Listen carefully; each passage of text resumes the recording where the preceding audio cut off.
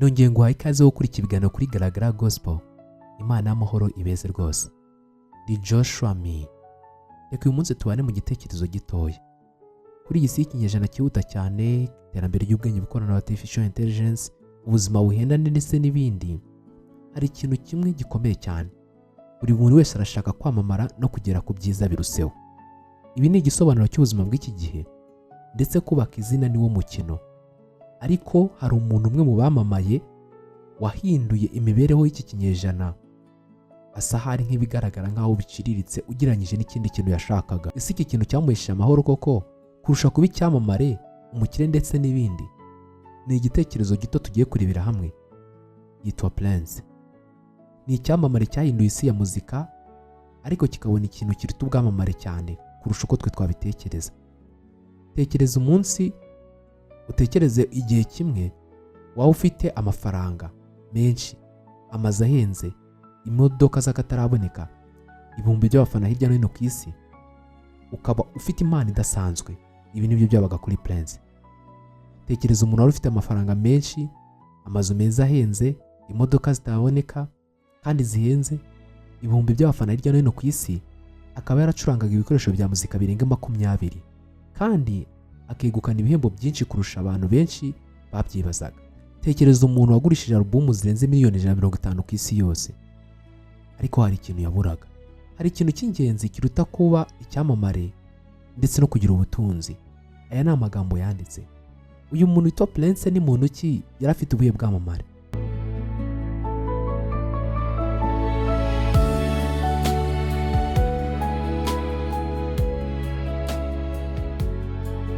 Amazina ye nyakuri yitwa Prince Rogers Nelson.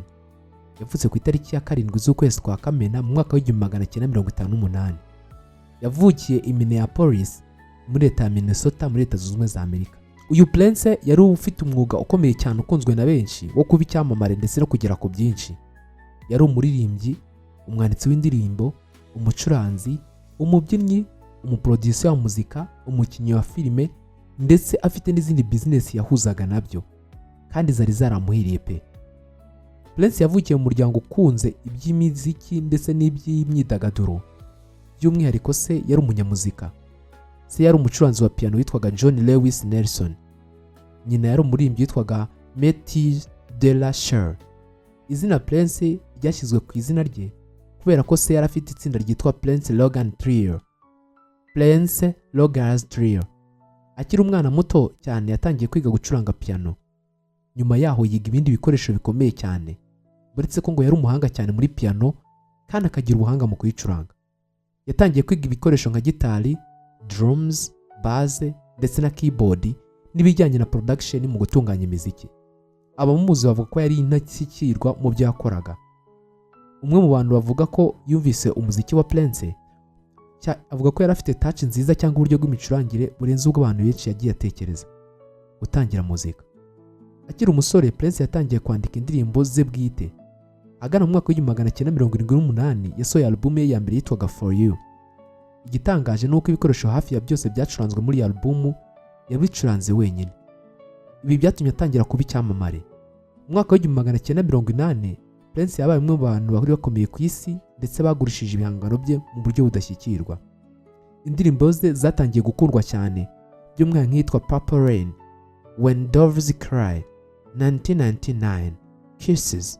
Album ye yitwa Purple Rain yabaye imwe muri zagurishijwe cyane mu mateka ya muzika muzabayeho. Ibi byatangiye kumuzamurira ubutunzi n'ubwamamare cyane, ndetse Prince yari afite miliyoni nyinshi z'amadolari, inzu nini z'akataraboneka, studio ze bwite, indege ye bwite, n'ibihumbi byinshi by'abamufana bamwifurizaga ibyiza kandi bamukunda cyane.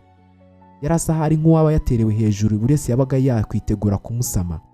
Yumvaga asa nk'uri mu isi yo kugendera ku mitwe ya benshi kandi idafite na kimwe abuze. Ariko se ni gute uyu muntu yumvaga ko hari ikintu cy'ingenzi abuze? Uyu yitabiraga ibitaramo by'abantu b'inararibonye, abayobozi bakomeye ndetse n'abandi bantu b'ibimenyaho bose.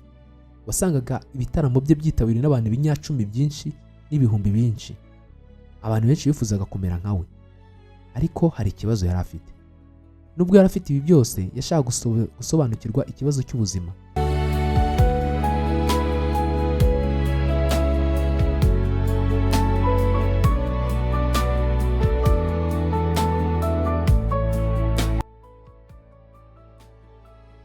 yatangiye kwibaza ibibazo bikomeye kandi atangira gushaka amasomo menshi yamugeza ku kumenya igisubizo nyacyo.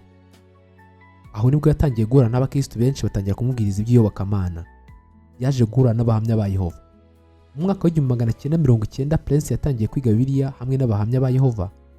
Yagize amatsiko yo kumenya Imana uwo ari we, impamvu abantu bapfa, impamvu hari imibabaro, ejo heza hazaza ndetse n'ibindi. Yamaze imyaka myinshi yiga Bibiliya. Ntabwo yahise atangira gufata icyemezo cyo gutangira kuyoboka iyobokamana by'umwihariko no kuba umuhamya wa Yehova. Yashaka kumenya neza ibyo yizera ndetse n'impamo. Aha hari irindi somo. Abenshi bagendera mu kigare no kumenya icyo bageze ako kanya ariko ntibatekereze neza umurongo mugari w'ibyo bagiye kujyamo. Prince wari icyamamare, umuhanga cyane mu by'imicurangire ndetse n'umuhanzi ukomeye, hari ikintu cy'ingenzi cyahindutse mu buzima bwe. Nyuma yo kwiga Bibiliya, Prince yatangiye guhura n'ibintu byinshi bitangiye kujya bimusubiza inyuma. Ariko nanone yahise ahitamo ikintu gikomeye cyane. Yaretse iby'imyitwarire ndetse n'ibindi bintu byinshi byatumaga ajya mu ruganda rwa muzika no kugaragaramo cyane. Yatangiye kwirinda gukoresha ibintu byinshi byatumaga abicyamamare bishobora kubangamira ukwizera kwe. Abantu benshi batangajwe no kucyamamare nka Prince cyatangiye kwigira imyitwarire nk'iyo ngiyo. Prince yakoze ikindi kintu gikomeye cyane. Yatangiye kubwiriza ku nzu n'inzu. Uyu ni umuco w'abahamya ba Yehova. Byari ibintu bikomeye cyane kubona abantu bari bazi umuntu w'icyamamare utabonwa na buri wese, none atangiye kujya abwiriza mu mihanda, ku nzu n'inzu, aho buri wese ashobora kumukoraho cyangwa akavugana nawe. Kimwe mu bintu byatangaje isi cyane ni uburyo bwatangiwe na Prince kandi bwatumye hari abantu benshi biyegurira Yehova. Abenshi batekerezaga ko umuntu ufite amafaranga, ibimugije byinshi ndetse n'ibindi bintu byinshi ashobora kwitaho atakora umurimo nk'uyu nguyu wo kubwiriza inzu ku nzu. Bumvaga ko ari iby'abantu basanzwe, wenda babihisemo nk'iyobokamana cyangwa se nanone badafite byinshi byo gukora. Hari abantu benshi batekereza batyo, ariko uko nguko gutandukanye n'ukuri. Abakora umurimo w'iyobokamana ndetse batanga amasaha yabo y'umurengera, si uko ntabyo bafite byo gukora, ahubwo bashobora kuba ibyo ngibyo ari byo bashyira mu by'imbere, ariko bakabona n'ubundi by'ibanze kuko babaho ubuzima kandi bwishimye. Nyuma yaho yatangiye no guhura n'ibibazo bitandukanye nk'uko n'ubundi ubuzima bugizwe n'ibibazo, ariko yari yararetse byinshi ndetse yari atuje Yesu nk'umwami n'umukiza mu mutima we. Nyuma yaho yaje guhura n'ibibazo bikomeye, nkaho mu mwaka wa 1996 yabuze umwana we w'uruhinja wari urimo avuka. Ibyo byaramubabaje cyane, ariko ibyiringiro bitsika byatumye akomera. Nanone yaje kugira ibibazo by'umuvuduko w'amaraso ndetse n'ibindi bibazo by'indwara, ariko ibyo yakomeze kubishikamaho. Yabaye umwizera mwiza wizewe kandi aba umunyakuri mu bikorwa byose nyuma yo gutangira kuba umuhamya wa Yehova cyangwa kuba umukristo. Uko isi ubuzima burangira abenshi barabizi, yaba njye nawe. Ku wa 21 Mata mu 2016 Prince yapfiriwe mu rugo i Minnesota. Rwaratunguranye cyane, ariko ngo rwarangagwa n'icyizere ndetse amagambo ye ya nyuma atanga icyizere gikomeye cyane. Yagiye afite ibyishimo bitarondoreka.